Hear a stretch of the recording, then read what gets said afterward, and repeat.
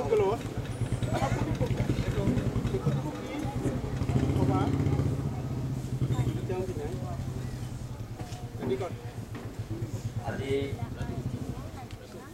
সমাগত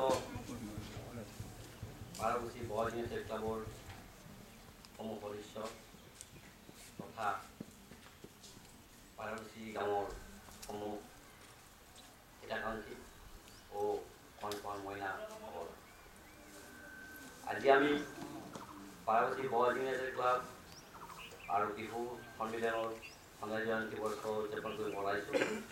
প্ৰথম কাৰ্যসূচী হিচাপে আমি আমাৰ ক্লাবৰ পতাকাখন উত্তোলন কৰিব বিচাৰিছোঁ। সেয়েহে আমি আমাৰ গাঁৱৰ এই পৰিশ্ৰমৰ সদস্য ৰাষ্ট্ৰপতি পুৰস্কাৰপ্ৰাপ্ত শিক্ষক মাননীয় সম্ভৱ মহোদয়কো আমন্ত্ৰণ কৰি জানিছোঁ। তেখেতক প্ৰথমতে জ্ঞান পৰিধান কৰিব সম্পাদক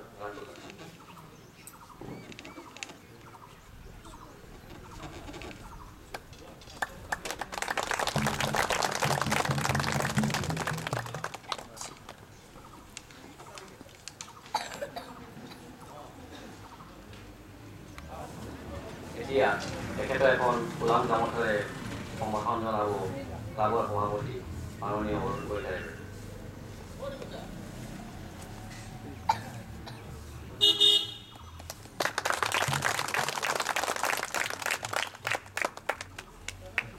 এতিয়া আমাৰ পতাকা উত্তোলন পৰ্ব আৰম্ভ হ'ব। সেয়েহে আমাৰ বিহু সমিতিৰ সভাপতি মাননীয় প্ৰমোদ দাসক তেখেতক আগবঢ়াই নি পতাকা উত্তোলনত সহায় আগবঢ়াবলৈ অনুৰোধ জনাইছোঁ।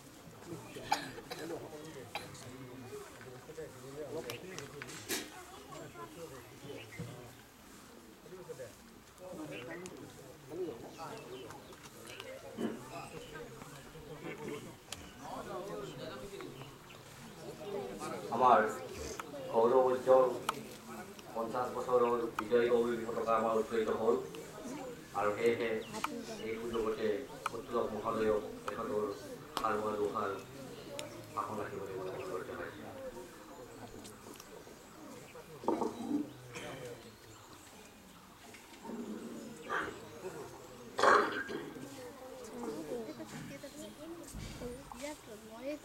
পাৰাগুচি ইউনাইটেড ক্লাবৰ সভাপতি সম্পাদক তথা সোণালী জয়ন্তী উৎসৱৰ সমূহ সভাপতি সম্পাদক অন্যান্য সদস্য সমন্বিত সমিতি কণ ভাইটি ভণ্টিসকল আইসকল শ্ৰদ্ধেয় মোৰ প্ৰিয় বৰবিদ্যা আমাৰ আৰতি ৰাইজ যাৰ জৰিয়তে মই আপোনালোক সদস্যলৈকে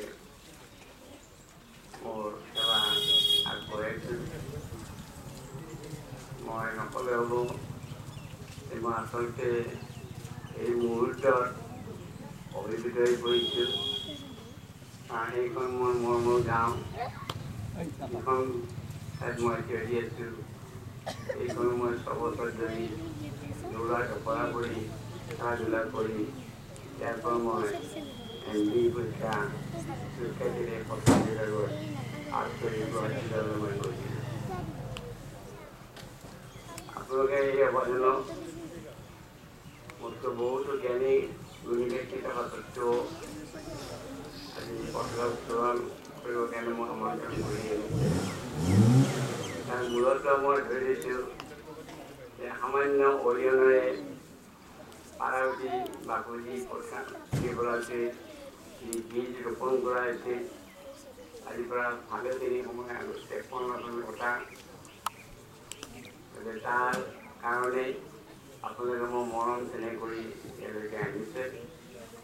মই ইয়াতে উল্লেখ কৰিব লাগিব যে এই কাৰ্যৰ কাৰণে মোৰ লগতে মোৰ যিসকল সহবাদী পাত্ৰ বন্ধু আছে যিসকলে মোক সহায় কৰিছিল সেই সকলক এই কৃতিত্বৰ ভাৰ তেওঁলোকে গ্ৰহণ কৰিব।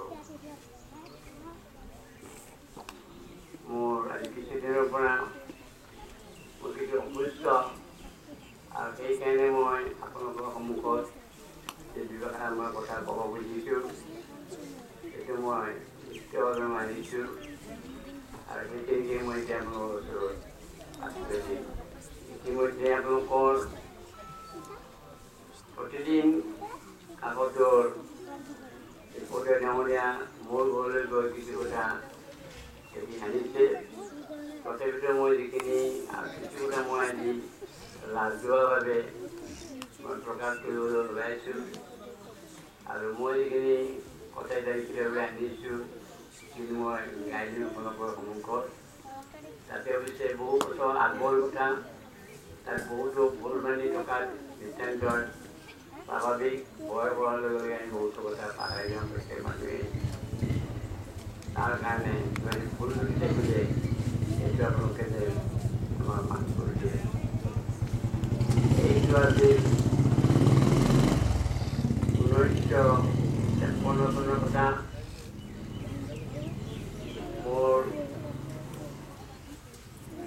কামৰ যিটো অৱস্থা আছিল, ঘৰত মোৰ মা নাই, মাৰ মৃত্যু সৰুতেই, তেতিয়াও ঘৰতে পৰি গ'ল, কোনো ইনকাম টিনকাম নাছিল। নিজৰ ভাগ্য নিজে নিৰ্ণয় কৰাৰ কাৰণে মই যিটো বোকাৰ ৱাশ্বিংটন তেখেতো কিতাপ পঢ়ি মই অনুপ্ৰেৰিত হৈছিলোঁ। ঈশ্বৰচন্দ্ৰ বিদ্যাসাগৰ যাৰ কৈ আছিলে কলিকতা চহৰৰ লাইটৰ তলত ষ্ট্ৰীটৰ তলত পঢ়ি তেখেতে স্কলাৰ হৈছিলে, দেশৰ এজন বৰেণ্য ফুল গৈছিলে। সেই সাধকসকলে মই গুৱাহাটীলৈ গৈছিলোঁ আৰু 1953 চনত মই মেট্ৰিকুলেশ্যন পৰীক্ষা মই পাছ কৰিছিলোঁ। আৰু তাৰ আগতে মোৰ দুজনমান বন্ধু আছিলে, মই সোণাৰ মিত্ৰৰ ছাত্ৰ আছিলোঁ। এই বন্ধু দুজনমানৰ সৈতে মই আমাৰ গুৱাহাটী চহৰৰ বিখ্যাত পুথিভঁৰাল নবীন চন্দ্ৰ বৰদলৈ পুথিভঁৰাললৈ মই মাজে সময়ে মই গৈছিলোঁ, আলোচনী চালোচনী পঢ়িছিলোঁ। আৰু এনেকুৱা এটা ভাৱ হয় যে সেইখন এখন বেলেগ ৰাজ্য। যেতিয়া আমি পুথি মেগাজিনবিলাকৰ মাজত থাকিম তাতে অনুপ্ৰেৰণাৰ সৈতে মই হৈছিলোঁ। যেতিয়া মই মেট্ৰিকুলেশ্যন পৰীক্ষা দিয়াৰ পিছত গুৱাহাটী চহৰৰ পৰা মই গাঁৱলৈ মই আহিছিলোঁ, তেতিয়া সেই সময়ত মোৰ হাতত কোনো বিশেষ কাম নথকাৰ কাৰণে আমাৰ এই জন্মভূমি পাঁচ দিনৰ এটি সৰু সামান্য হ'লেও পুথিভঁৰাল, আপুনি পুথিভঁৰাল হ'ব পাৰে নহ'ব পাৰে, আমি